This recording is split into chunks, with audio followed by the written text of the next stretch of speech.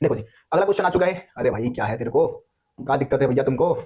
हाँ, अगला क्वेश्चन है, और नगर की व्यवस्था का उल्लेख कीजिए या और नगर की विशेषता बताइए, या क्या आपको ऐसा लगता है कि और नगर में नगर नियोजन पद्धति का अभाव था? ऐसे क्वेश्चन भी आ जाता है, तो भाई पूरा आंसर लिख देना। 8 नंबर में भाई कई बार आ जाता है, 8 नंबर में, पूरे 8 नंबर कैरी करता है ये क्वेश्चन, तो 8 नंबर में भी आ जाएगा। तो अच्छे से कर लो भाई इस क्वेश्चन को। और नगर में क्या था जी? और नगर की पहली खासियत, और नगर में ना नगर नियोजन पद्धति का अभाव था, यानी कि योजना के अनुसार भाई इस नगर को नहीं बसाया गया था, पहली बात तो ये, ठीक है ना? क्योंकि गलियां घुमावदार और बहुत पतली थी, तथा घरों का आकार भी बहुत एक जैसा नहीं होता था, छोटे थे घर, कोई बड़े थे, इस तरीके से एक जैसे नहीं थे। टेढ़ी मेढ़ी गलियां थी भैया, और नगर की जो गलियां थी वो बहुत टेढ़ी मेढ़ी और बहुत ही पतली थी, जिस कारणवश क्या होता था कि पहिएदार जो वाहन थे वो घरों तक नहीं जा सकते थे। अब पहिएदार वाहन जब घरों तक नहीं जाते थे तो लोगों को सामान अपने कंधे पे उठा के लेके जाना होता था, या फिर ऊंट है या फिर गधा है उस पर लोड करके लेके जाते थे, है ना जी। अगला पॉइंट क्या है? जल निकासी की व्यवस्था। देखो और नगर में जल निकासी की अगर हम व्यवस्था की बात करें तो छत का सारा पानी कहाँ जाता था? आंगन में जाता था, ठीक है। अब आंगन से नाली बना दिया, नाली को एक हौज में लेके जाया जाता था, हौज में, ठीक है। हौज ऐसा जगह होता है जहां पे जितनी भी गंदगी है, गंदा पानी है, मल मूत्र है, सब इसी में इकट्ठा होता था। तो सारा पानी, छत का ढलान जो है किस तरफ होता है? आंगन की तरफ। सारा पानी, वर्षा का जितना पानी है वो जाके आंगन में मिलता था, आंगन में नाली के माध्यम से कहां जाके गिरता था? हौज में,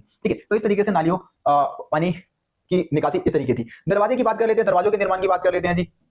देखो, तो उन नगर में कमरे के अंदर जो रोशनी है वो खिड़की से नहीं आती थी, बल्कि उन दरवाजों से आती थी जो आंगन में खुलता था, है ना। तो जो दरवाजे बनाए जाते थे वो किस तरह बनाए जाते थे? आंगन की तरफ, फ्रंट साइड पे दरवाजे नहीं बनाते थे। और ऐसा किस लिए करते थे? घर की गोपनीयता को बनाए रखने के लिए, घर की जो बातें हैं वो घर में रहे, बाहर किसी को पता ना चले, तो इसलिए वो इस तरीके से अपने घरों को बनवाते थे, मतलब गेट को आंगन की तरफ बनवाते थे, पीछे की तरफ बनवाया करते थे, फ्रंट साइड पे नहीं बनवाते थे, ताकि घर की गोपनीयता बनी रहे, घर में जो मियां बीवी के बीच में लड़ाई हो रही हो किसी को पता ना लग जाए, है ना। अंधविश्वास, देखो भाई घरों के बारे में ना, घरों के बनाने को लेकर कई प्रकार के अंधविश्वास को मानते थे।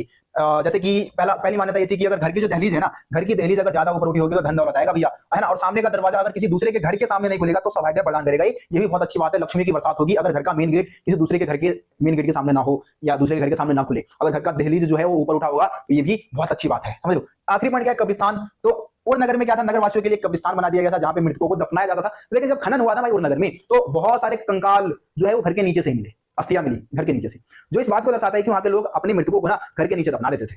और ऐसा इसलिए करते थे ताकि उनको लगे, उनको फील हो कि हमारे मृतक जो है हमारे साथ ही है ना, हमारे नीचे ही सोए हुए हैं भाई, सो गए हमेशा के लिए सो गए लेकिन हमारे साथ ही है, ऐसा मतलब सोचने, ऐसा एक तरीके से फील करने के लिए ऐसा करते होंगे भाई, यही रीजन रहा होगा, है ना जी। चलो जी आगे बढ़ते हैं।